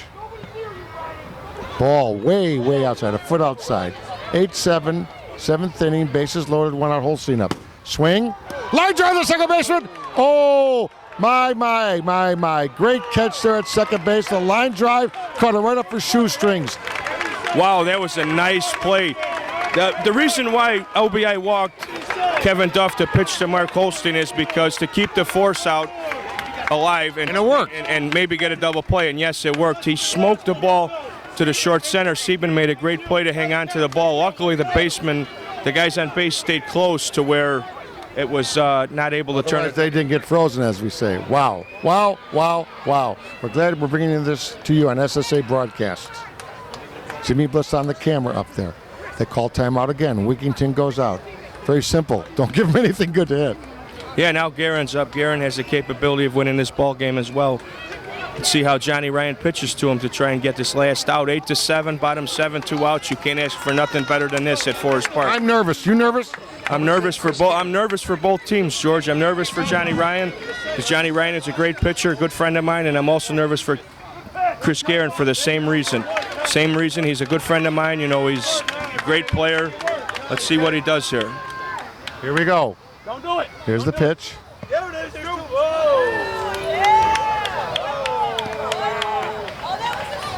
I got the home plate camera here. We got the whole thing going. We got the camera up in the booth. Guerin, bases loaded, 2 outs. Forest Park on the line. There's the ball. Ryan cannot lose this guy. Here's the pitch. He walks him. He walks in the tying run. Oh my goodness gracious. He walks in the tying run. He walks in the tying run. He got nervous there. He short-armed it. Guerin took him. It wasn't close. 8-8.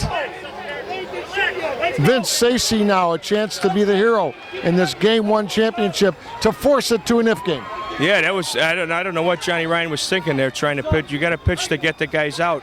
Guerin usually doesn't take pitches that are they take good pitches. So those 4 pitches must have been really, really bad. Yeah, a couple hit the plate actually. Now Sacy's up and see what he. See what he does. He's got to get a hit here to get the run home. And there's a line drive, and it's going to go extra innings. Caught by the shortstop. Extra innings here, George. Like I said, it's nervous. I've been out here for the last 15 years or so, and this is the most exciting game I've checked out. Wow. So OBI is going to call a quick timeout here. Johnny Ryan right next to us in the on deck. Well, he's actually by the bat rack here. And Milazzo seems disappointed. He was hoping they could get that first game under their belt. But now let's explain it one more time. Extra innings, 8s on the scoreboard. If OBI would have held on to win it, they would have won the whole thing. Signature came back to tie the game on a walk to Guerin. That tied the game, and then a line drive by Sacy, their great shortstop, to Korenkowski, who made a great play, leaping play. Otherwise, that game's over.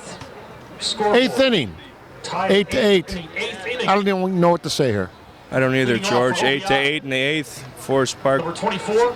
final, no glove nationals. Windy City Signature had a chance to get through in the if game. Now Colby Fox, he's a tough hitter. He's I still can't believe Johnny Ryan walked in the run. Here's Colby Fox, their center fielder. Milazzo out there. Now OBI can get a scratch run. There's a hit to right field by Fox. So Fox opens it up with a hit in the 8th inning. Fox starts the 8th inning with a great ball to right field.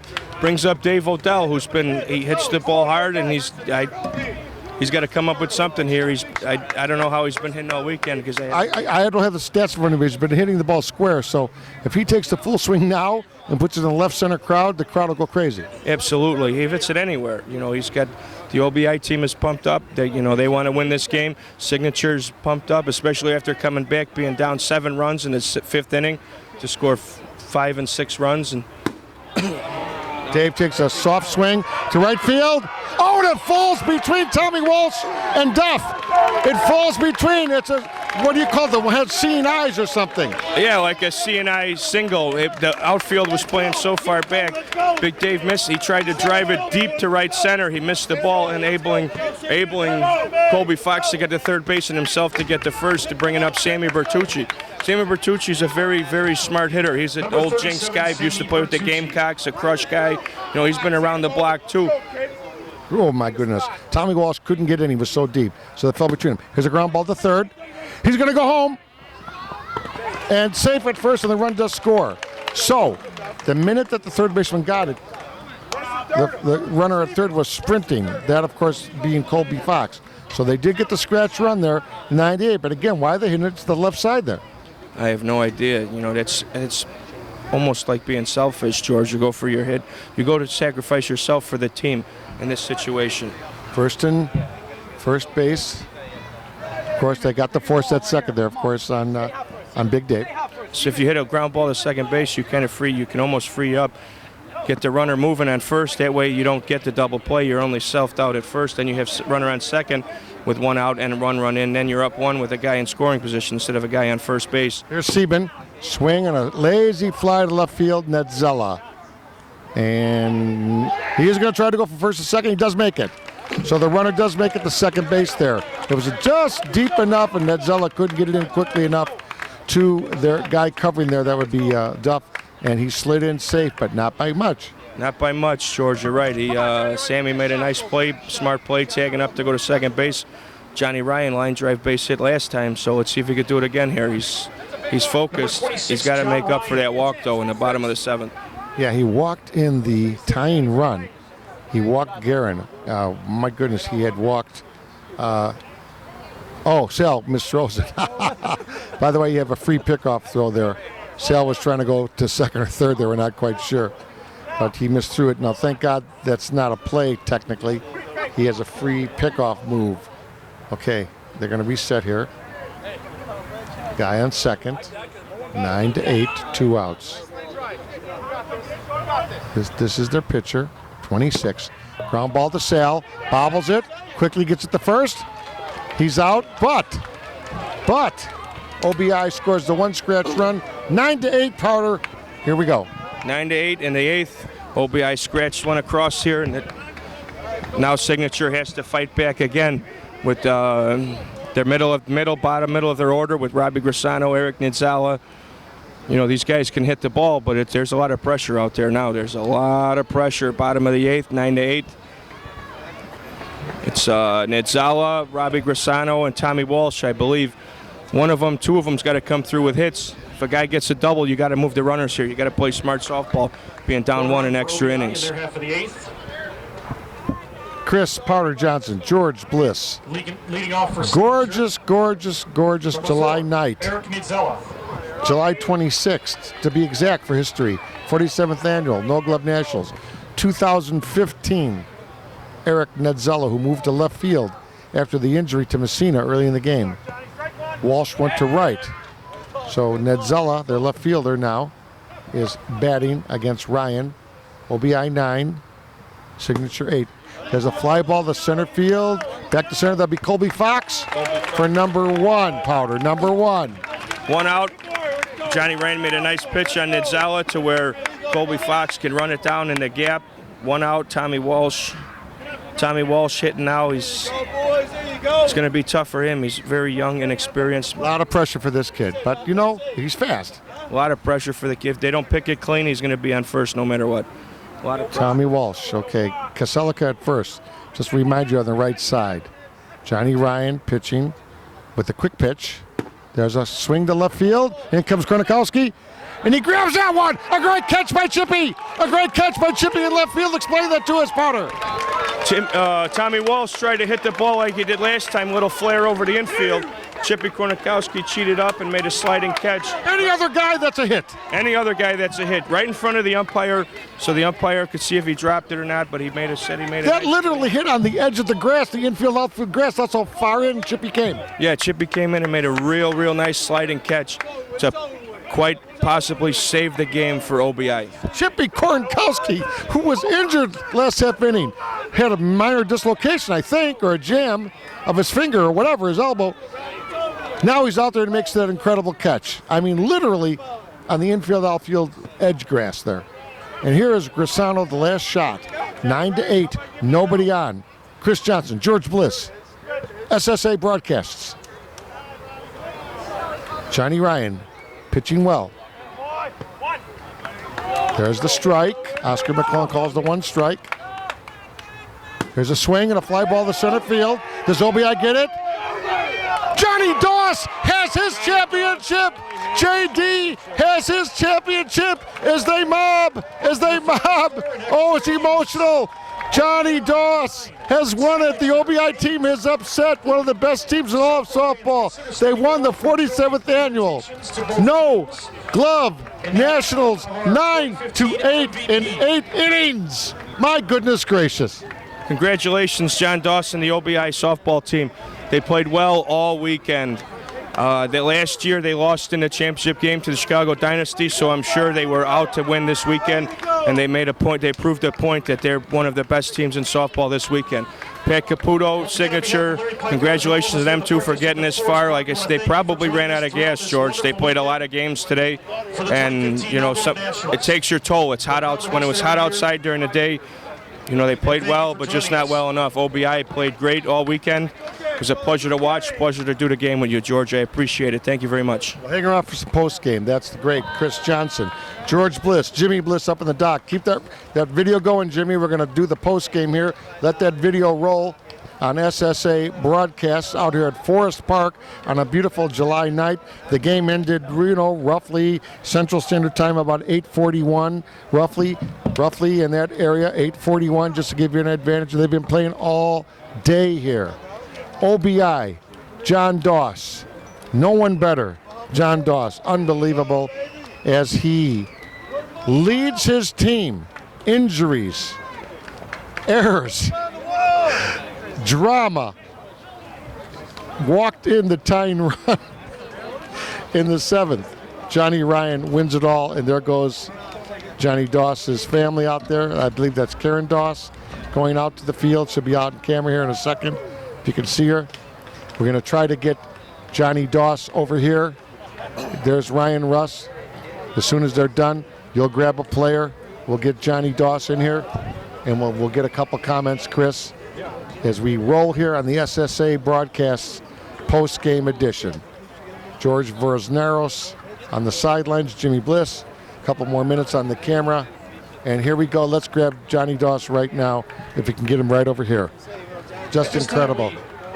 No signature to home plate. So now let's check that signature. We are going to show the presentation of the second place trophy, and then after that, of course, here comes signature to home plate. So Jimmy is catching that snapshot there, that video. I see Gracie Kenny out there, the tournament director, Johnny Ryan. There's Johnny Ryan right there. Let's get Johnny Ryan over here. Let's get him real quick just for 10 seconds. Johnny, are you nervous when you walk, Chris? Oh, yeah. I mean, you walked to the tying run, but you guys came through with the scratch run. You won it. I don't want to give Chris nothing easy. He's a good hitter, you know, so I threw a bad pitch. I walked him, and here we are. A little nerves right there. The nerves are crazy out here. The nerves are crazy. I've been nervous all weekend. I'm just glad it's over. Thanks, George. Johnny Ryan there. He's going to go out and get his trophy. Amazing. Absolutely amazing. Johnny Ryan there. They're giving the trophy now. They're taking the pictures of the signature team. We have the photographers out there from the Forest Park crew. Signature takes second place as they get into the frame there. All the great players, Szymanski, Tonsi Saresevich, everybody's there. Robbie Grisano. Pat Caputo, Tommy Walsh, and of course Reese, the pitcher. Now here comes the champions from OBI, led by Johnny Doss. One bad inning, OBI to home plate for the championship. OBI. There they are. My goodness, Johnny Ryan, I tell you just for a second there, he was honest with us. He said he was nervous as could be when he walked Chris Guerin there in the 7th inning to tie the game with the bases loaded. And that was the home half there for Signature. So one more run would have taken it for Signature. They would have had to go to the if game. But don't need to do that now. OBI has won it. Big Dave Odell there. Johnny Doss. Colby. Here's the MVP. He led his team in runs scored and hit over 825 for the tournament. If there was a rally, he probably started it, and if you hit it to left field, he probably caught it. Your 2015 MVP is Brian Kornkowski. Chippy Kornkowski wins MVP. It's obvious he dominated. Chippy dominated all weekend this weekend. He made a nice play, played a bunch of great plays, started every rally, started everything for this OBI team. He's a great player to lead in the top of your lineup. Now let's see. I mean, they're gonna go far if they keep the top of their lineup and their players the way they have it. Chippy Kornkowski, his brother Timmy, John Doss, Big Dave. You know, they played well together. Jimmy Moretti. Their pickups, they've made great pickups. And look at this, George, out here. There's a lot of people taking pictures. I've never been a part of one of these, but it's fun to watch. You know, maybe one day we'll be out there. You guys will be talking about me out there. Maybe, who knows? But Johnny Doss and his OBI group, they made a nice run this weekend to go undefeated, and they did it. I mean, that's good. Wow, Johnny Doss here with his team. Johnny Moretti hugging him. All the people, and remember, Johnny Doss is a local Forest Park tradition. They're a legendary family in Forest Park, the Doss family, going back way generations. And J.D., Streets and Sand guy, very respected. Probably could run for mayor right now and win in a landslide. Johnny Doss brings the OBI team home for the No Glove Nationals. Couldn't happen to a better guy. I see Johnny's wife over there hugging one of the players. I think that's Colby Fox. And Chuck Wigington, Moretti taking pictures with their family, their kids, etc. We're going to try to get Johnny Doss over here. Powder's going to go grab him. And we're going to have Johnny Doss give a few comments to us here on the SSA broadcasts. We'll be done in about 3 or 4 minutes. We hope you enjoyed the videography by Jimmy Bliss in from Los Angeles, helped by George V. also. And they have the beautiful trophy here that they're taking a picture with. It's incredible. They're still taking pictures there. There's JD over there. Let's get him over here. And I know Johnny just getting swamped by his fans, and why not? Johnny Doss, Kenny Kaselika, big plays of hers, Big Dave Odell, Timmy Kornkowski, solid at shortstop, Chuck Wigington, who got injured and came in to catch later, Colby Fox, Big Dave Odell, Sammy Bertucci, Chris Sieben, Johnny Ryan, Moretti. Oh my goodness, I mean, you know, the pinch runners, the guys that came in to run when they needed them, when there was injuries. It was really something here on the SSA broadcast. George V. here from the Mudville team while we're waiting for Johnny Doss. What do you think about that, nail biter? Well, I tell you, George, that first of all, it was a terrific effort by Signature just to get back into the game. And they looked a little off, a little tired, and they fought back. And, you know, I don't think there's anybody you'd rather have up there than Mark Holstein, but unfortunately, he just didn't get the ball in the air. So, well, Ryan did a pretty good job pitching, right, with some, some quick pitches, etc. Well, I thought John Ryan did a real good job. I think with Signature's lineup, if you can hold him to 7 or 8 runs, you're really pitching very well. And you know, the nice thing is he had a real good weekend pitching the ball, and he walked in that 1 run, but. Like good teams do, they picked them up and they found a way to come back and to scratch one out and win the game. So, you got to tip your hat. I don't think people realized they lost one of the best players in softball in Alex Smith before the tournament when he tore some tendons. And Alex is usually a guy hitting third in your lineup, and he plays center field. But Colby Fox went out there, had a terrific weekend. You know, the MVP, Brian Kornikowski, was terrific in left. Just unbelievable. Unbelievable. So, you know what, but you come out here and anything can happen at any time in this event.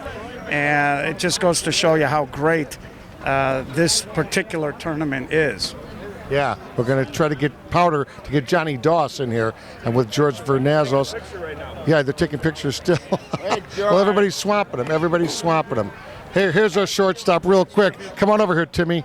You wore number 90 today. Two more. Yeah, fantastic. Your brother. I mean, my goodness, that play to grab that ball on the infield, outfield grass. I've never seen anything like it. It's unbelievable, man. That ball was fair, too. That's the thing. Come running in. He hurt his thumb earlier. I popped it back in. And that's what you did. We were wondering about that. Come on, if you're going to hurt us, come on out. He says, no, it ain't nothing. He goes, you have to cut my legs off to get me out of here. So everything worked out well, man. This is good. It's got to feel good because you used to play on Signature. Now you're with the other team that just beat them. Yeah, I played 4 years with those guys, man. Those guys are all good guys. But today we were the better team, that's all. Fantastic. Thanks. Go celebrate. I will. That's the great shortstop. Number 90, Tim Korenkowski, who played just rock solid at shortstop. Rock solid. Unbelievable. Just absolutely. Dave Novak, the old director, who's still younger looking than ever. And you've seen games all your life, but again, this one goes down as one of the best, no? Oh, yeah, and I'm so proud of JD. You know, John's a commissioner here. He's the head of Public Works in Forest Park, and this is his first Forest Park win. Great for him. Fantastic. Dave, thank you for all the years you gave to this town. And your predecessor and the guy that came before you, after and through you, Jim Sarno, yep. And of course after that, Mr. Pikars. That's right. Yeah, everybody's doing it. The tradition continues. You know, back in 1969, Jim Sarno started this. I came in '73. Larry Pikars took over for me in 2008, and you know, we're shooting towards that 50-year mark and more. All right. And now in the booth for this is the MVP.